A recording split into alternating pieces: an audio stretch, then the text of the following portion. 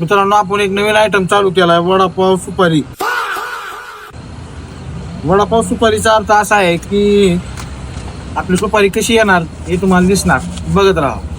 ही घासाला अभी तो रुको, क्लाइमैक्स अभी बाकी है. टॉपचा विषय असा आहे, मतलब वो अलग ही लेवल का बंदा था. लेअरिंग येणार, पूर्ण लेअरिंग के साथ.